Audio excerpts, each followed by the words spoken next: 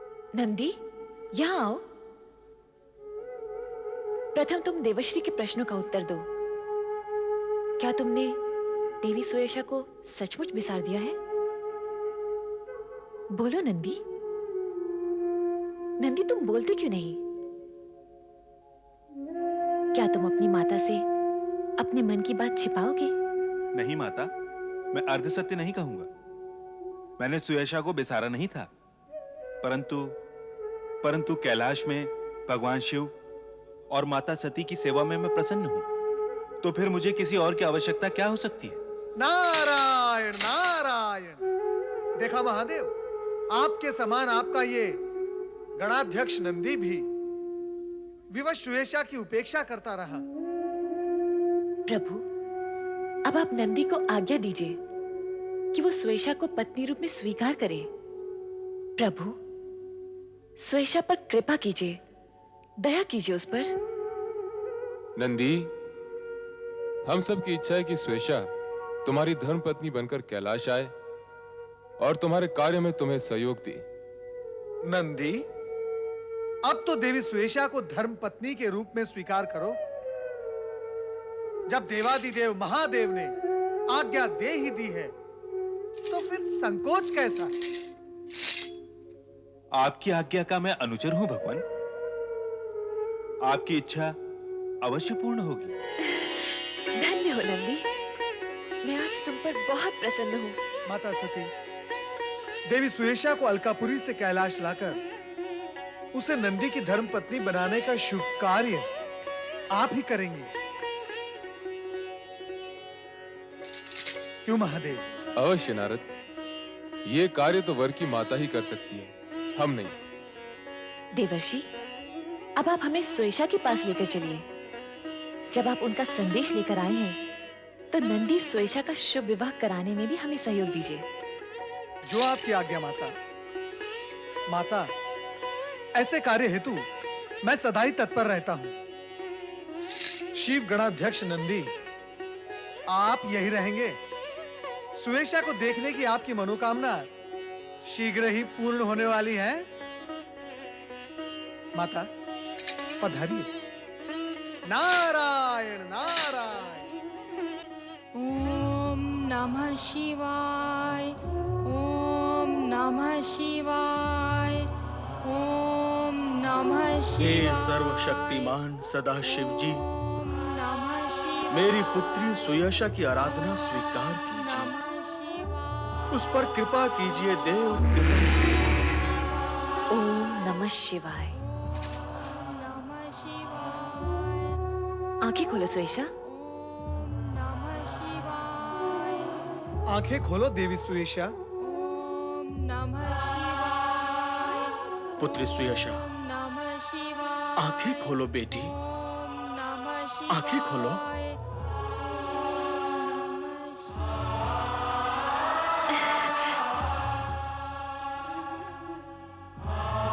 देवी सुयशा, ये भगवान शिवशंकर की जीवन संगिनी है और नंदी की माता देवी सती ये स्वयं तुम्हें लेने आई है। माता,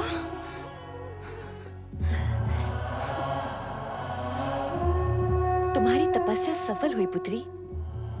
जब कोई सच्चे मन से प्रण करता है, तो वह अवश्य पूर्ण होता है। देवादिदेव ने तुम्हारी प्रार्थना स्वीकार कर ली है।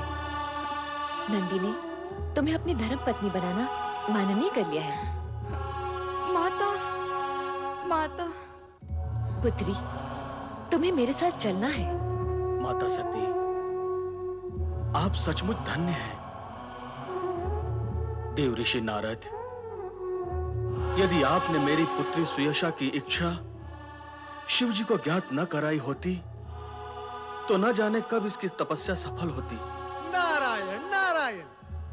मरुत देवता, ऐसा न कहिए। भगवान शिवशंकर तो घट घट वासी हैं। उन्हें सबके मन की इच्छा ज्ञात है, परंतु हर कार्य अपना समय आने पर ही पूर्ण होता है। देवी सुयशा की तपस्या व्यर्थ नहीं जाएगी। इस तपस्या के प्रभाव से देवी सुयशा नंदी के साथ कैलाश पर निवास करेगी। हाँ स्वेशा। मरुदेव, नंदी स्वेशा के शुभ विवाह में आपकी उपस्थिति आवश्यक है। पधारिए। जो आज्ञा माता श्री। मरुदेव, अब कैलाश और स्वर्ग का शुभ संगम होगा। नारायण नारायण। ओम नमः शिवाय। रूपोद्यान प्रफुल्ल प्राय कलिका राकेन्दुनिम्बानना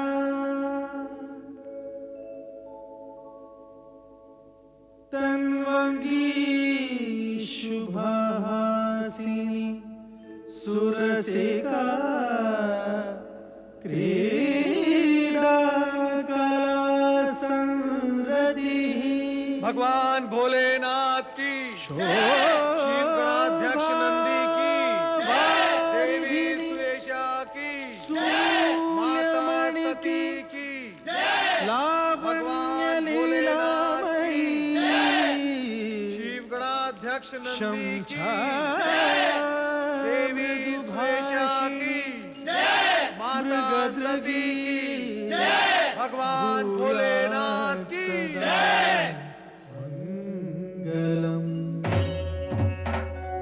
संसार के लिए आदर्श सेवाभावी पति पत्नी का कर्तव्य निभाओगे तुम। तुम्हारा कल्याण हो।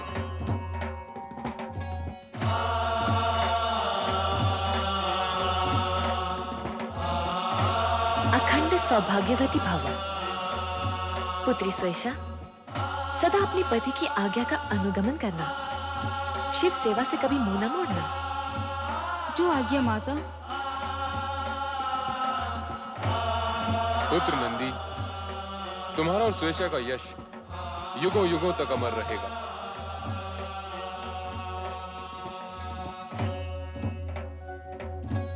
हम दोनों का प्रणाम स्वीकार करें देवर्षि। हे नंदी, विश्व में जहां जहां शिवालयों की स्थापना होगी, वहां शिवलिंग के साथ साथ तुम्हारी भी स्थापना होगी।